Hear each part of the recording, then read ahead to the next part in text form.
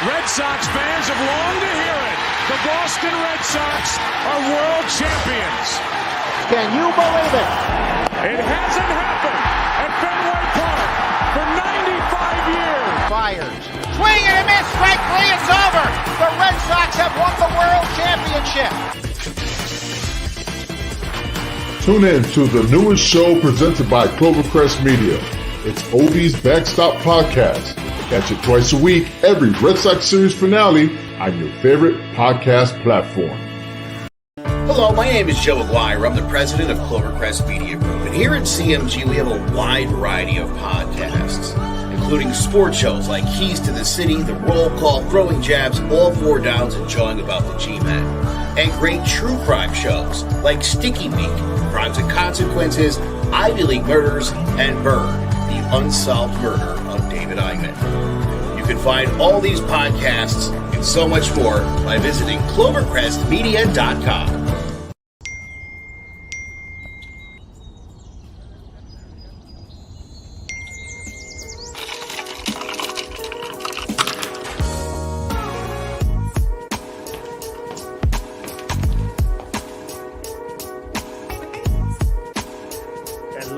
Hello. Happy Friday, everybody.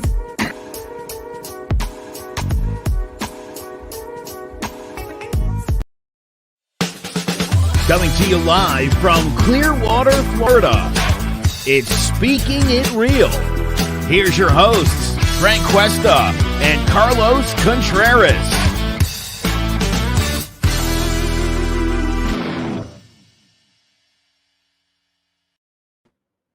We still got Clearwater, Florida. I guess Joe hasn't gotten my smoke signals to change it around, huh? I'm telling you, man. That Joe. Hey, Joe, call me. I'll tell you I'm on a podcast. You know, Yeah. Go figure. You can start a car wash business out here, though, man. There's plenty of room. Yeah, right. Hey, look, you guys that are watching, share the show. We have a nice packed show today. We're gonna be pretty much still discussing mental health in a different way. On Wednesday, we killed it with Nicole Perez. Great show with her, Nikki. Thank you very much.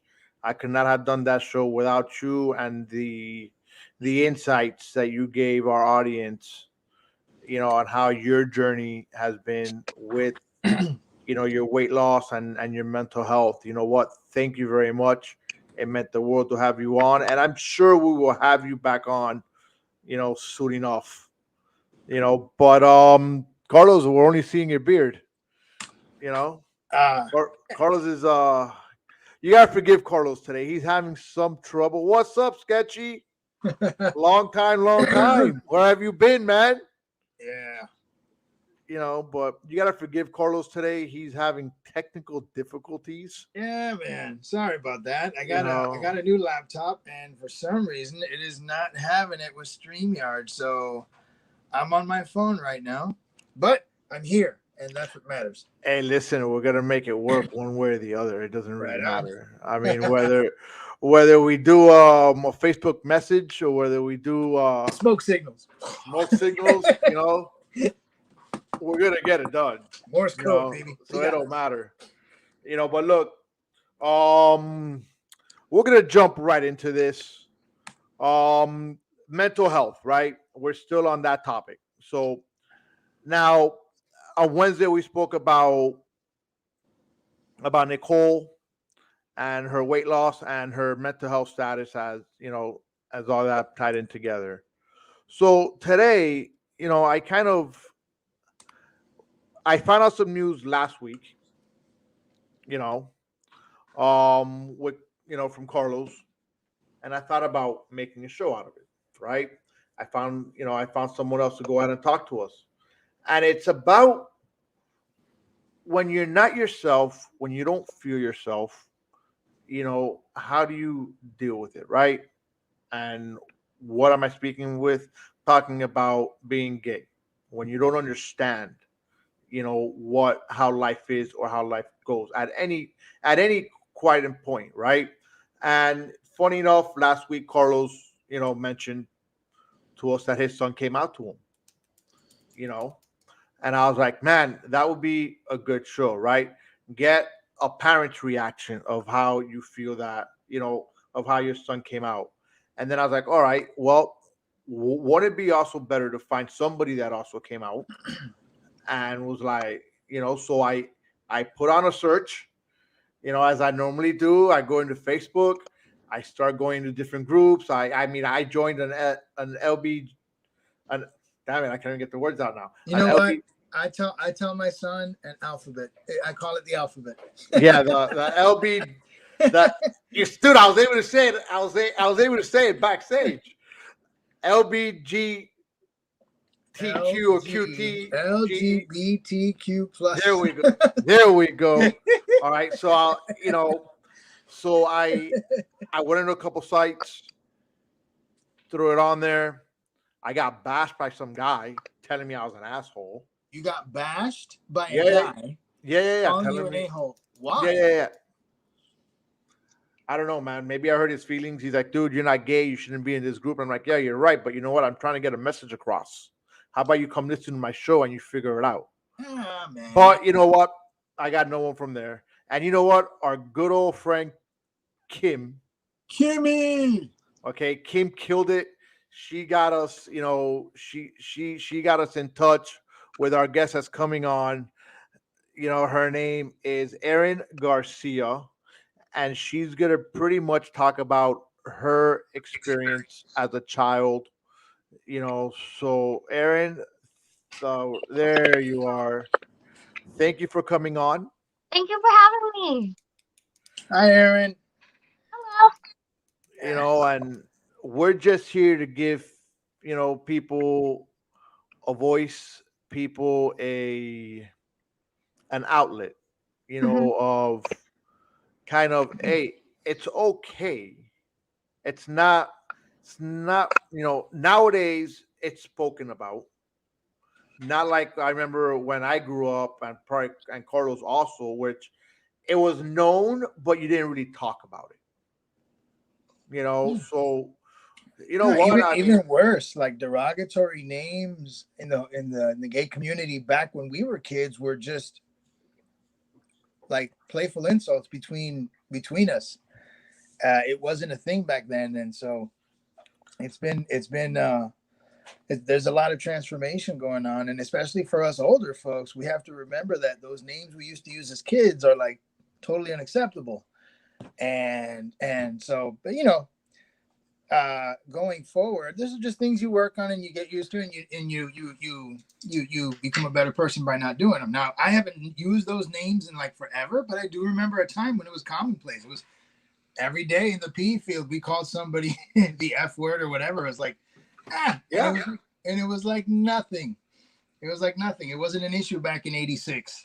So, yeah. Right. It wasn't. Nowadays, it's a little different, but hey, it is what it is. Right. And Erin, you know what? I mean, going into your story, like we spoke a little bit backstage and stuff. How was it for you growing up as a child? When did you realize? I realized pretty early on. I think it was probably 8 or 9 when I had my first girl crush. And I don't know if I find girls more attractive than guys, just like in general. I think I probably do. I mean, you guys understand, women are awesome. But you're a little crazy too sometimes. Oh, absolutely. But yeah, I remember growing up and having crushes on neighbors and TV characters and stuff. And when all the other girls that I was hanging out with were talking about their boy crushes, I was over here like, yeah, he's so hot. Right. Yeah. Looks fantastic. And it worked out well for me. I just pretended to kind of be the very chaste, oh, I'm not dating anyone until I'm 20 something. I grew up very Christian, conservative, so that played into my hand really well. I just pretended I was not affected by anyone or anything. I was never flirty with anybody. And but like deep down, uh definitely hated myself for not being normal, for being a sin. It was really difficult. Not even gonna sugarcoat it. It was extremely difficult, and I didn't know anyone in my very small homeschooled group, in my very small church circle, that were gay or bisexual at all. Did you grow up in a small town? No, I grew up here in West Palm kind of thing, Loxahatchee. It's not really a small town, but I didn't know a lot of people because I was homeschooled. The only people I knew were church people. I've always been friendly. I've never, had a hard time socializing, but I didn't know a lot of my group was super tiny. Gotcha. Gotcha. All right. So you then throughout middle school, you were dealing with, I guess it's safe to say, just a lot of confusion and questions. And Absolutely. did you have anyone to turn to at the time? Well, I guess the only person I try to turn to about any of this, would I guess you could say would be God. I would just constantly, pray that God would fix me so that I could be a better person, a better Christian. I didn't want to go to hell.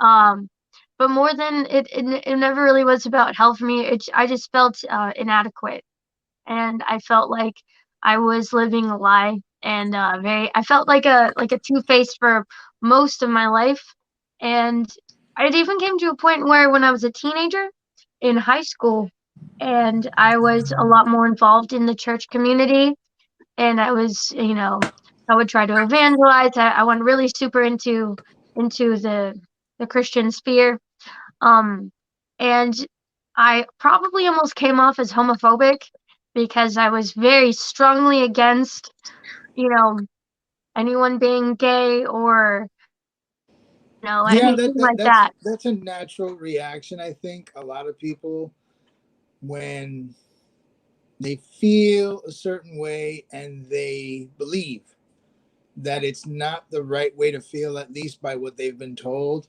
you'll Hmm. come out 3 times harder against it Oh just to yeah, make sure no one like doubts. I'm definitely not one of those people That's over like, there. yeah, those guys. Like, Crazy. no. Right, right, right. Yeah. Look, And so actually, I apologize if I missed a little bit of what you said at the beginning, because I'm getting used to this phone thing. I hate it, but it You're is what fine. it is. So when did you, I guess 2 questions. When did you like finally just totally understand it? And when did you first announce it? I finally totally understood it. I guess when I let myself understand it, I always knew. I always knew since I was old enough to understand that I could have a crush on somebody. I always knew, but I let myself understand that I knew probably when I was about 17 or so. Okay. Um, I fought it, and I hated myself for it. And I was like, you know what? It's okay. It's fine. I'm bisexual. I'll just date a guy, and I won't have to worry about it. Yeah, it's a good cover. Right. Yeah, right. I didn't actually come out until probably about year two years ago to my family, maybe 3.5 years ago to my friends. Okay. All right. Well, Sketchy has a question here for you. Erin, what do you tell people who say it's a choice to be gay? Um, I would say they don't understand the human mind and the brain and how hormones work and endorphins and chemistry and biology. When I see a female that I find attractive, it's not just that I find them sexually attractive. I think anyone can look at a beautiful woman or a beautiful man and be like, that is an attractive male or female, because human beings are primal creatures. And so when we see a symmetrical face or whatever, we're like, oh, that's an attractive person. But being attractive to someone that you feel like you can love or have a relationship with or a sexual relationship with is totally different. And if I see a female and we hang out and we go on a date or something like that, it's the same for me as it would be to be dating a guy. And it doesn't feel like a choice. And if it was a choice, I'm pretty sure the last 10 plus years that I thought it would have worked out, but it never did. All right. So, being the fact that you grew up in this Christian home, Christian values, how would you say, actually, so, hmm, how would let me, how, how did your parents react to it? I They didn't want to get to that yet, but I lost my train of thought. they reacted completely differently. Like 180 from each other. Um, I guess I should just tell you my coming out story to my mom so you guys can understand the reaction. Um, I'm not a very emotional person, especially now that I'm in a very good mental state. Before I was taking my antidepressants, before I went to therapy, before all that other stuff, I was a very emotional person. Um, but that was more like I was a very depressed and anxious person. I've never been the kind of person to take things personally, to get offended. Um, and I enjoy open discussion, and I'm open to a lot of different ideas and things. I've always been like that. And because of that, my parents, my siblings, my friends, they all will have a lot of like deep discussions with me, even if they're things that I don't agree with. And my mom was doing what she did often back in the day, ranting about, the LGBT agenda and how all of this, big gay is pushing being gay onto her kids and how messed up it is, even though she knew that I was friends with a non-binary pansexual, I was friends with a lesbian, I was friends with another bisexual and another bisexual. Those were all my good close female friends. And I was friends with a lot of gay guys. And I was like, hey mom, can you please stop talking about all this? I'm normally fine to listen, but on this thing, I can't handle this right now. And I walked away. And she followed me out of her bedroom, and I was like, listen, you don't want to follow me, because if you do, I'm going to tell you something that you don't want to know. And she just kept going on and on and on. And I was like, if you keep coming at me with all of this anti-gay shit, I'm going to have to come at you with something too. And she would not relent. And so it's like I was painting something. And I had like went into her room to say something, and then she was just going on about all this political stuff. And then I went back to painting, and she followed me into my room. And I was in the middle, and I had this paintbrush in my hand, and she was just going on. I turned around and I pointed the paintbrush at her, and I was just like, I am bisexual. I am so bisexual. I have been bisexual for years. I have liked girls since I was at least 9 years old, and I started naming off some of my childhood friends that I had crushes on. And she was just standing there, jaw dropped. And I was like, yeah, what are you going to do about it? Am I going to go to hell now? According to your Bible, doesn't matter all the other stuff that I've done. Apparently, I'm just as bad as Hitler for having a crush on my childhood friend. What are you going to say? What do you want me to do? Why do you think I stopped going to church? I can't fix this. This is just who I am. And so leave me alone. And what was I think she knew their reaction? and Right, I think I she think just she wanted knew. to hear it. She knew, and she no, just wanted she to did hear not. it. She Huh? still denies it to this day. She Really? denies it. Wow. Yeah, she still denies. She's like, there's no way, that you could ever, like a girl. And then I come home with a shaved head and all these tattoos and gauges, and I look very. I wear buttons up all the way. I don't know how she never thought it. I drive a truck. I can change the tires, the brakes, all of the other things. I can change the oil. I can do anything that my truck needs to be done. I can do. I'm super mechanical. I am. I've been a tomboy since I was a little kid. I don't know how she never saw it. Well, All the time there. so all right. So we just went into a little bit of your story, Mhm. and we'll come back to you. And as I stated earlier in the show, with Carlos, his son came out to him. Now I'm gonna put the question on Carlos. How was it for you as a parent? Having your son come out to you. I mean, naturally, it's a bit of a blindsider. I don't think I received any signals. In fact, there really weren't any signals to begin with. So, Actually, I'm sorry. Your son's how old? 16. Okay. And he's never shown interest either way. So, I just naturally took it for granted that he'll eventually like a girl and whatever the case may be, and he'll go to college, fall in love, get married, have kids, I'll be a granddad, the whole spiel. That's what my mom said. Well, that's just the natural way we think. Now, again, like you say you were showing off like all sorts of signals, like you were like blasting the radar long ago. He really wasn't, but he wasn't really showing anything. And so I'm driving home one day with him because it was one of my weekends with him, and I'm here driving down the highway, and he just turns to me. He goes, "Dad, I got something to tell you." I'm like, "Shoot." He goes, "I'll never forget it." He goes, "Dad, I like my coffee like I like my women, and I don't like coffee." So I'm driving 90 miles an hour on the highway.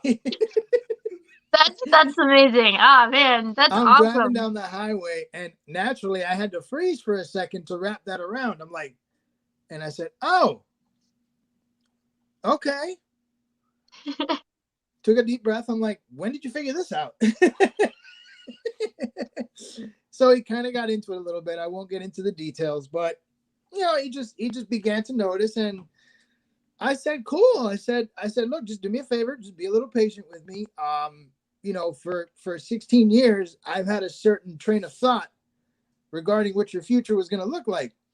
I'm going to have to kind of remap my brain a little bit to realize it's going to look a little different. But that's it. I don't really care. Good for you." And since then, I mean, he's got like all these flags here. I've bought him a couple Pride shirts. I took him to Pride Fest here in St. That's Pete. awesome.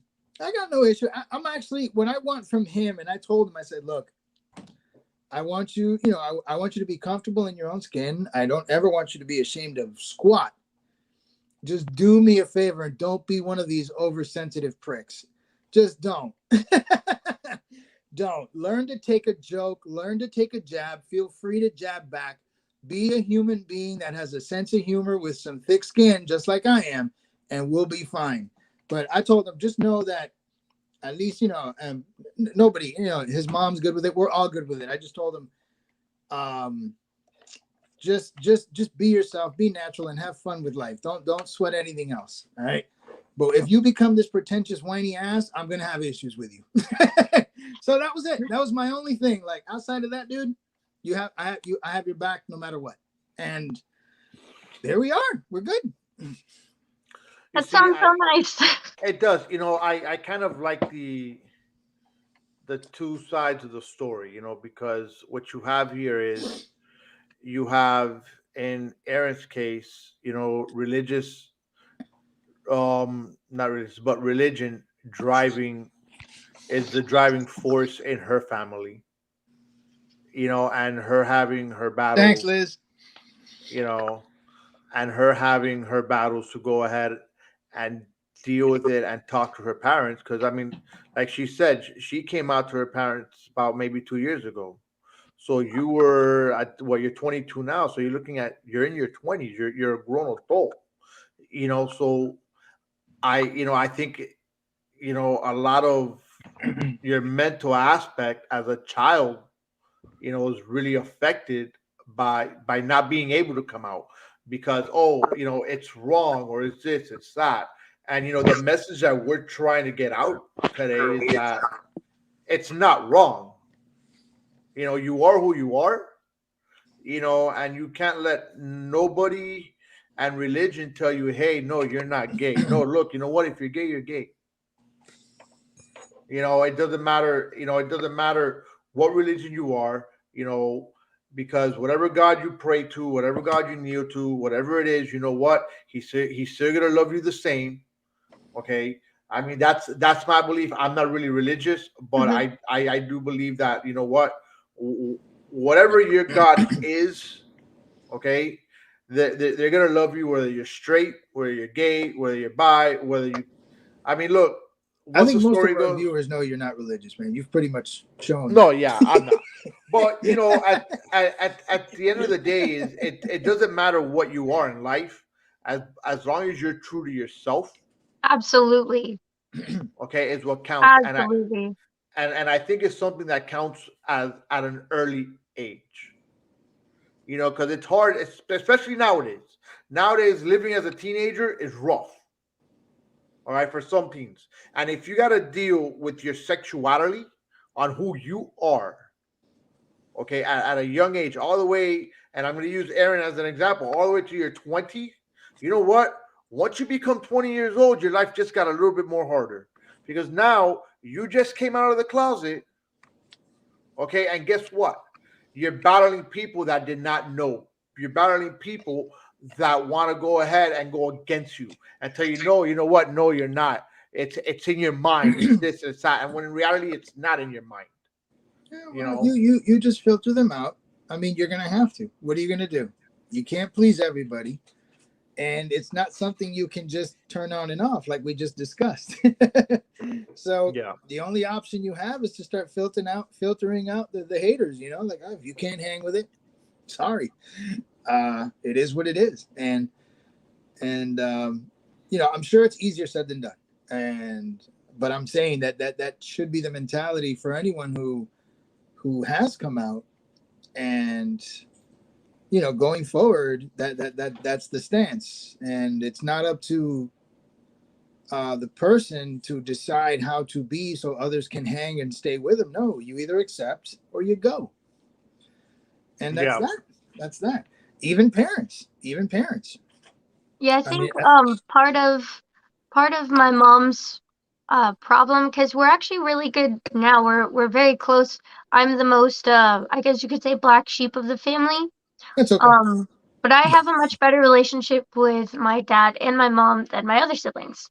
And that's because when I did come out, it was shortly after I had started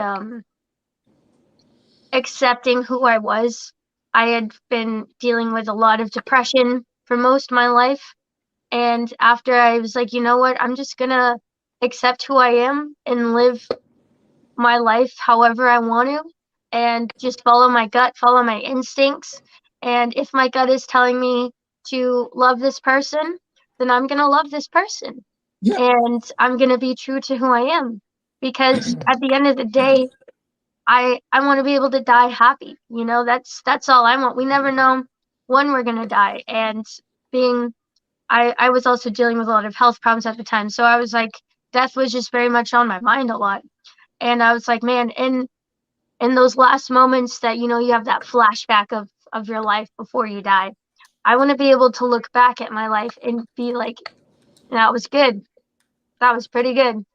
Yeah, it was a fun ride. So we're gonna take a quick break here, but before we do that, I'm sick and tired of coming home deadbeat tired and worrying about my finances. But thanks to Rocky Hill Accountants, they have my back. Let's say goodbye to all your worries about tax planning, investment troubles, and any confusion when it comes to managing your finances and money. Here at Rocky Hill Accountants, our team has a combined 35 years of experience and will help you do it right. We're dedicated to your needs and will deliver on a result that is professional and trustworthy.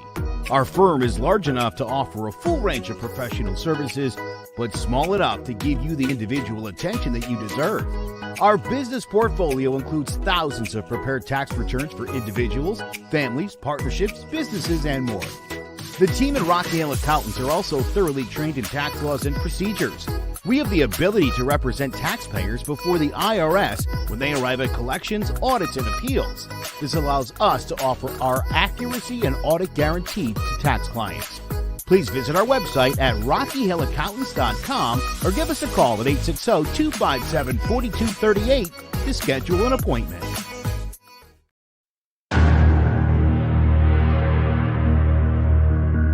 He's a voyeurist, and he spends all of his free time spying on unsuspecting people.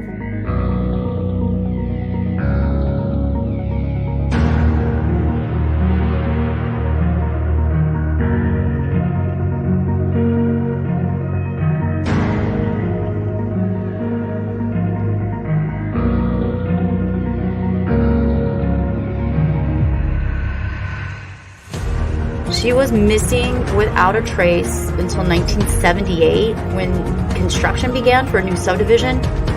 During the digging phase, they found her bones.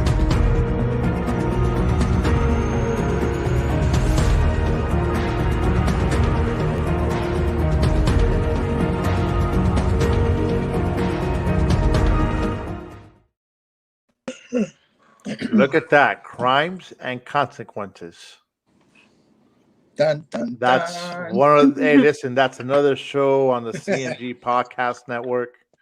I mean, what could we say about them? We got all different types of podcasts: murder, politics, sports. My goodness, real estate, I believe. I mean, we have over 40 guys. Come check out cmg.com. You know, Look, there's his Clovercrest little Media. flag. We got that at Pride Fest. Frank, I came back from getting coffee, and Frank's teasing me about the flag. Like I told you, we joke. And I said, actually, that's my kids. And Frank was like, what? Yeah, I kind of was caught completely off guard. I was like, hey, Carlos, I never knew you went to the other side. Yeah. I've been hiding it well for all these years. I got 4 kids. Nobody knew. That's a slip up. Sorry. I explained it to him, and here we are. We're talking about it. Yeah. And actually, I told Frank, I said, naturally, I'm very private when it comes to like my family. I had taken it down the week before just because I didn't want to get my family involved in the conversation. That's just how I am. My son was like, no, leave it up. I'm like, are you sure? He's like, absolutely. I'm like, okay, all right. Because I knew that when it was seen, it was going to be asked about. So I'm like, not a problem. I'll put it up. So here we are. Well, you know what? I think, regardless,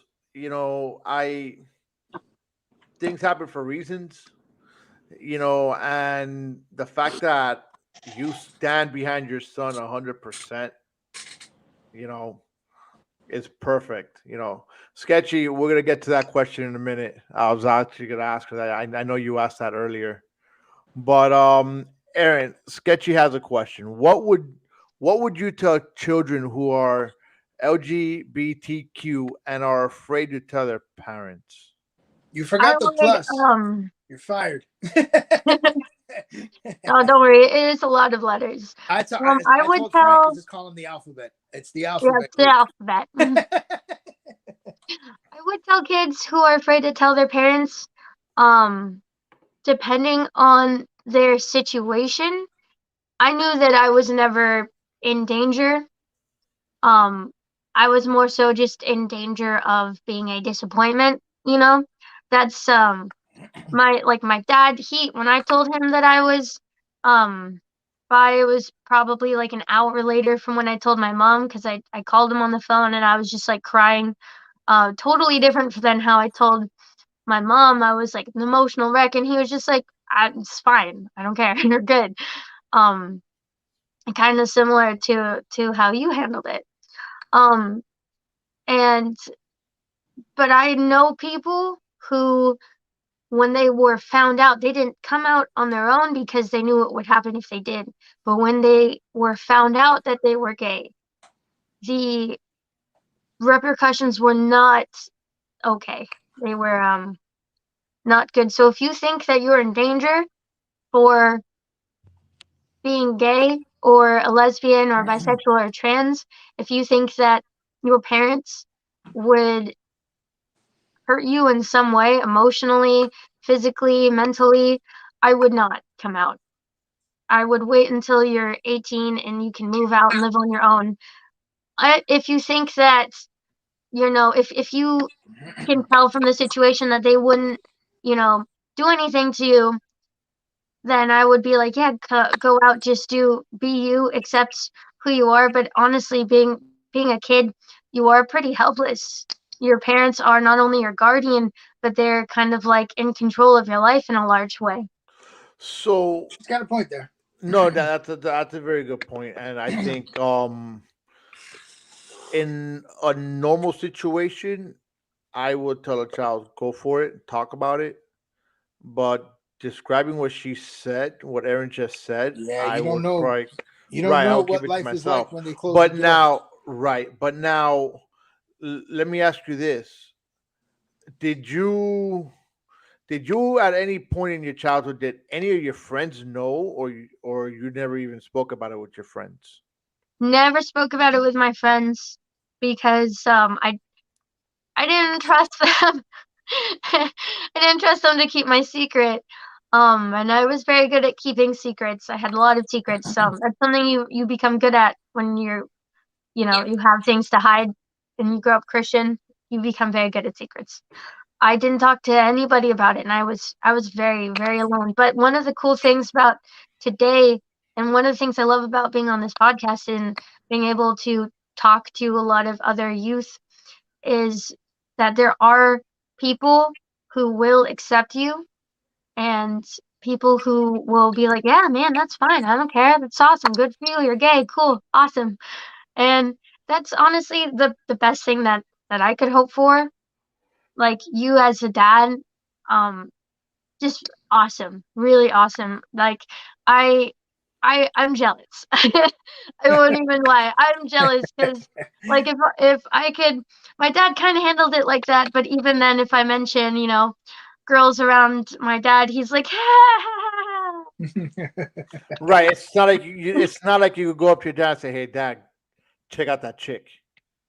It's kind of weird, I have to admit, because like I am kind of like that. I have no filter. If some hot chick comes around, I'm like, did you see the UPS lady? God damn. it's funny though, because like I still have to remind my kid. It's like I told him, look, at the festival, I'm like, this is what you're celebrating. These are like, these are your people. This is what you want to celebrate. I told him, but understand, you're still my kid. Any one of these grown men look at you the wrong way and I'm killing somebody. You're still 16. Remember that. Well, yeah.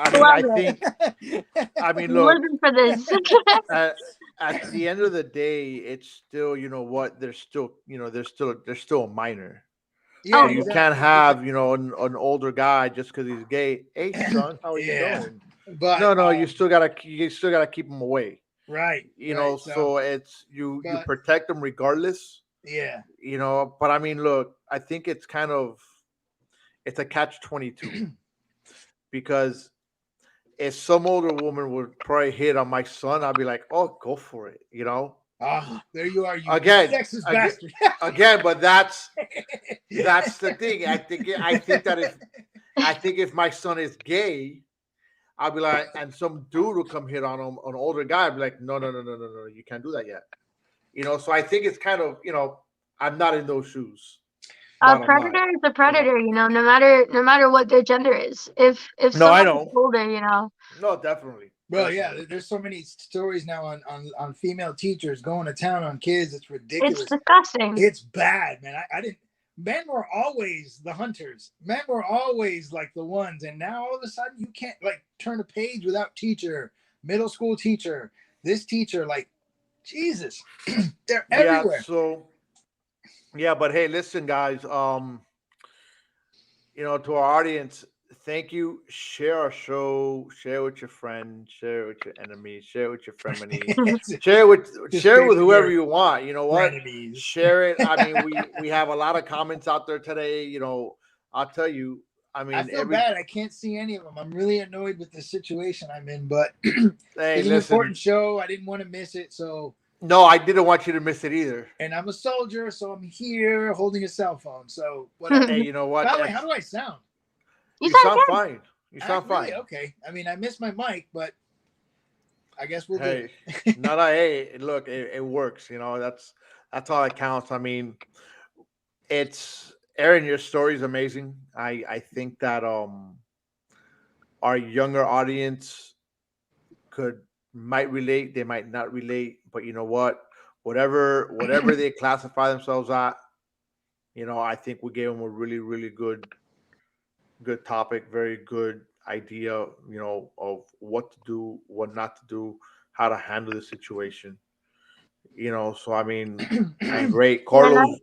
I appreciate it so much because with, people like yourselves, growing up straight your whole lives, and like you were saying, back in your day, it was a lot more, like a touchy subject, and I just appreciate it so much because with things like this, it's becoming less of a stigma and more just acceptable, which it should be, because everyone should be able to be happy and be accepted and love people who they want to love, as long as it's legal, no manners. But I appreciate you guys so much for having this topic even talked about. All right, so Liz is asking a question. Let's get back. Oh, there you go. She goes, Erin, what are your thoughts on the they, them pronouns? I'm very supportive of people who they are, but I struggle with this. I understand the, at least the verbal struggles, for sure. I have a really close friend of mine, who prefers they, them pronouns. And a lot of it comes from them feeling like, a lot of it for this person in particular, they felt very forced into feminine roles. They were born female. And they felt very forced into certain roles, and it felt very wrong to them. And so they just prefer they, them pronouns. They don't like the stereotypes that come with being male or female. Even though they are one of my best friends, one of the things that I say to them often is like, well, then if you want, you could just break those stereotypes and be a male or a female that, a male that wears nail polish or skirts, and a female that does whatever, a dude does. You don't have to worry about the stereotypes.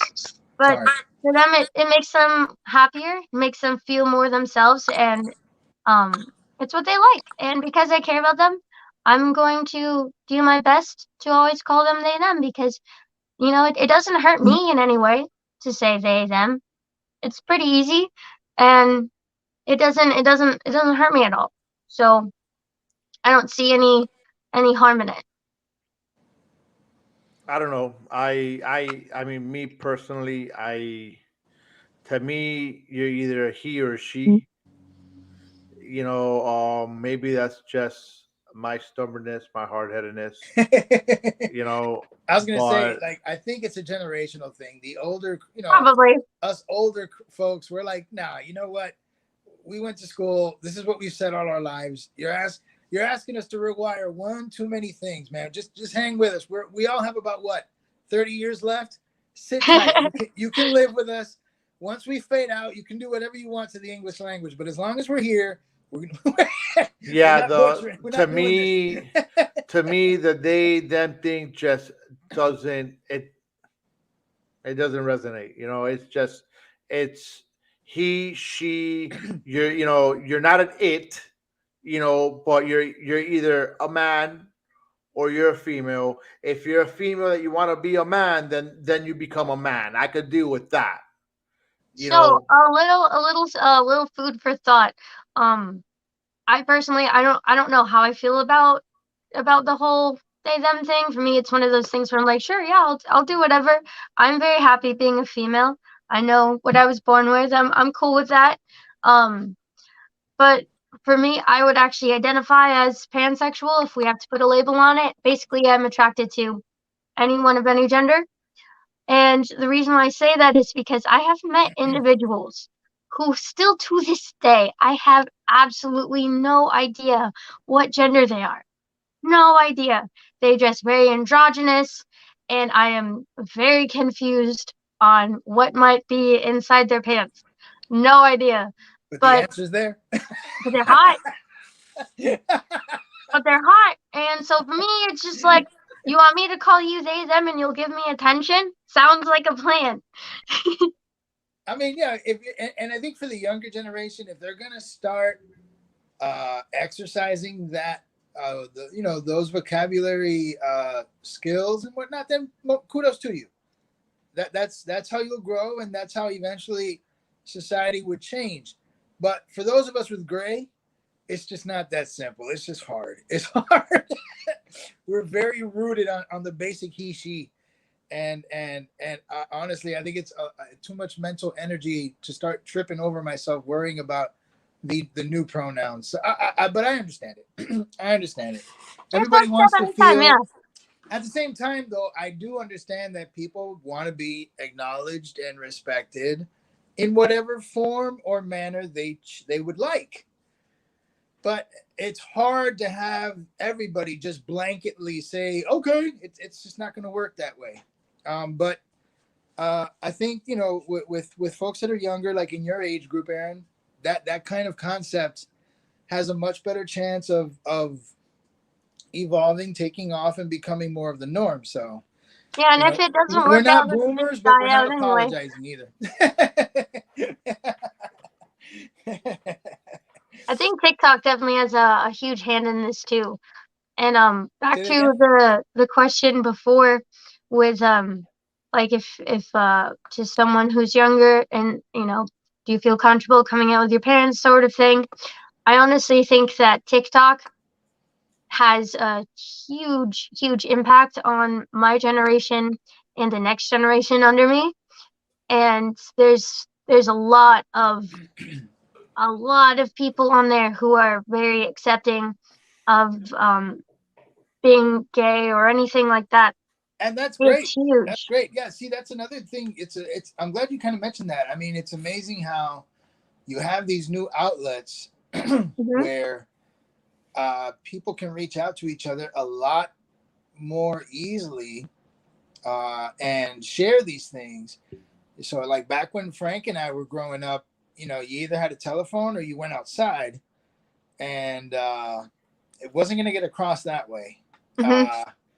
And then, of course, word of mouth was hard because you had to deal with that information face to face. So, I mean, it's easier for me to ask or tell someone behind the phone. And if I get a negative reaction, there's a button here somewhere. I'll be like, deuces.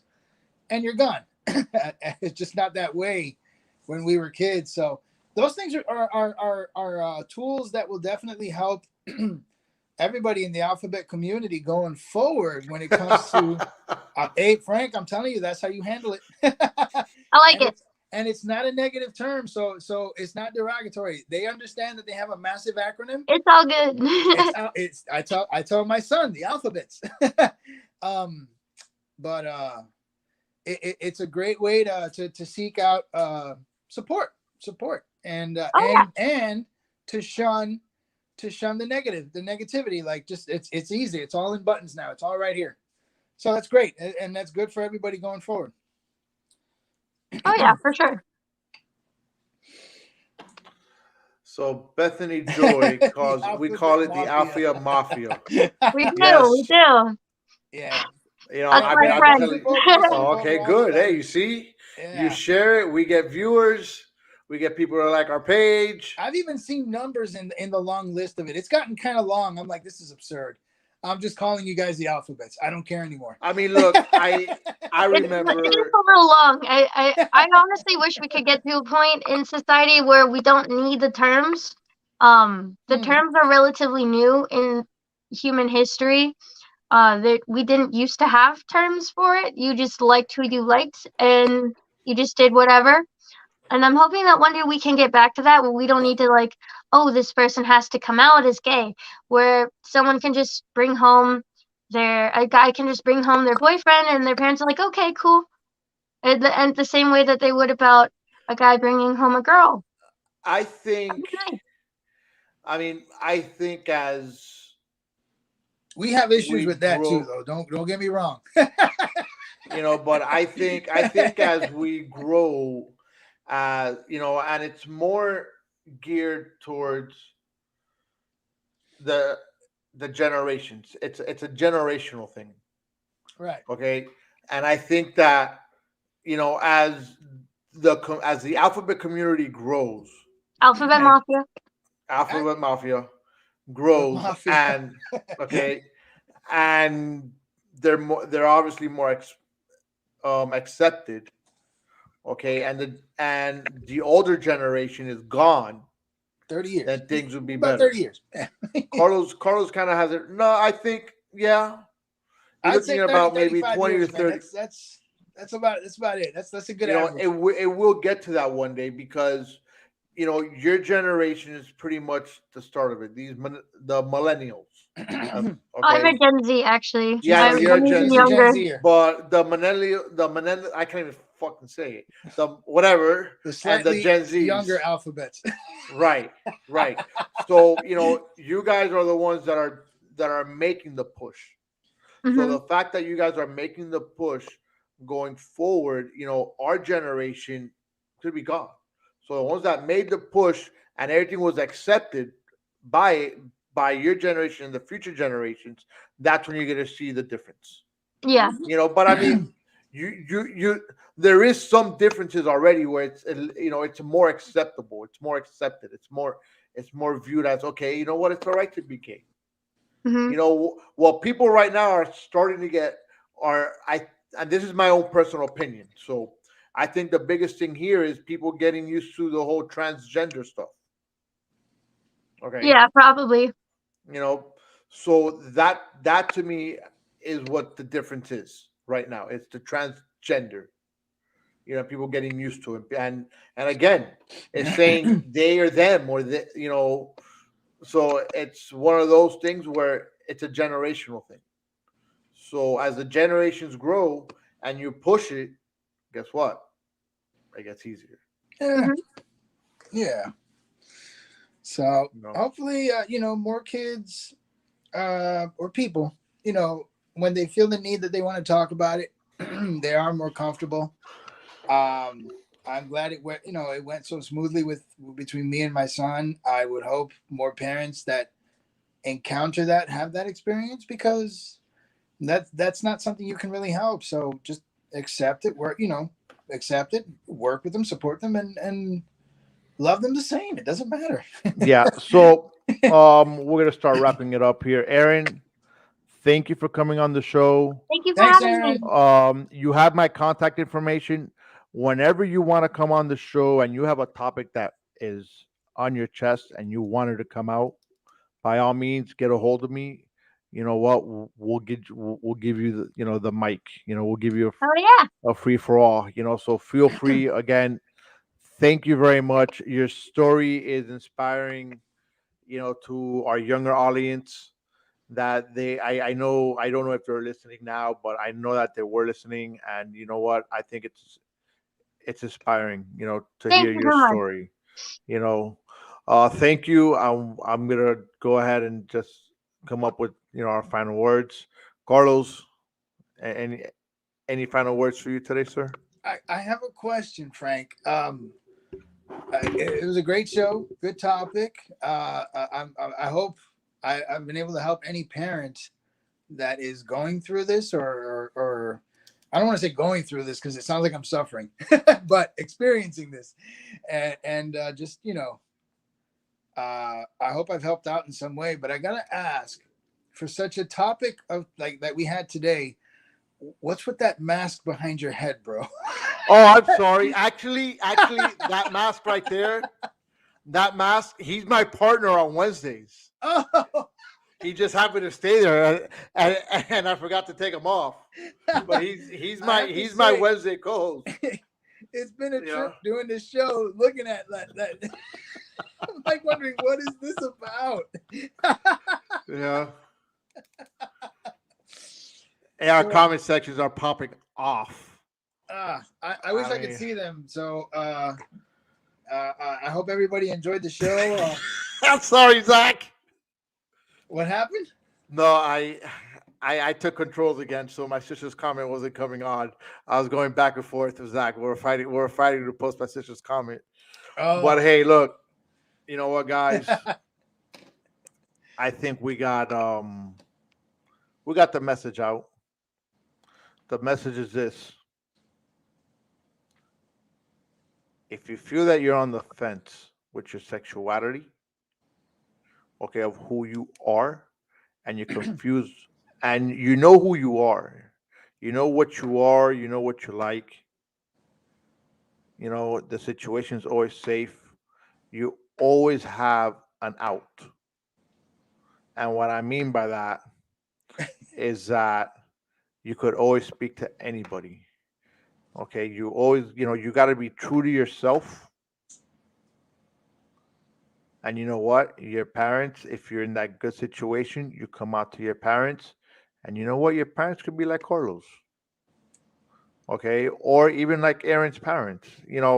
They weren't too acceptable about it because of, but they're coming around. And to your parents and the parents out there, hey, look, Carlos is prime example. He had other plans for his kids or for his son. And you know what? Hey, check it out. So hey, whatever you are, you come out, be yourself. And to parents out there, if you get the news, it's cool. Accept it, understand it. Nothing changes. They're still your kid. They're still your children. They should still be loved and supported, no matter what. And the conversations will happen. Everybody will learn to get along, and that's it. It's all good. It's all gravy. Nothing changes, except, like I said when I told my story, certain ideas about the future are going to change, and that's fine. No biggie. No biggie. Hey, to our audience, thank you. Thank you. Make sure you share us. All right. And that's pretty much it for today. That's it, man. Everybody have a great weekend. You might agree with what we're speaking, or you might disagree with what we're speaking. But at the end of the day, this show, thank you, Sketchy, is always speaking it real. Hi, my name is Zach LaPlante. Have you ever imagined about starting your own podcast or radio show to voice your opinions and share your passions with others? You think to yourself, how would I even start something like that? I don't have any equipment or any experience whatsoever. Well, look no further. The folks at Clovercrest Media got you covered. Clovercrest Media Group is home to over 30 individual podcasts, like Divide We Stand, I'll Piss You Off Shortly, Speaking It Real, and so much more. At Clovercrest, our sound engineers only believe in the best sounding audio quality, and their expertise will make your podcast sound professional and pleasing to your viewers. As a media group, we are obliged to every type of media available, including, but not limited to, video, audio, photography, and digital media marketing, as well as live streaming, and so much more. As we say here at CMG, the harder we work, the luckier we'll get. To jumpstart your podcast or program, go to clovercrestmedia.com and get to recording today.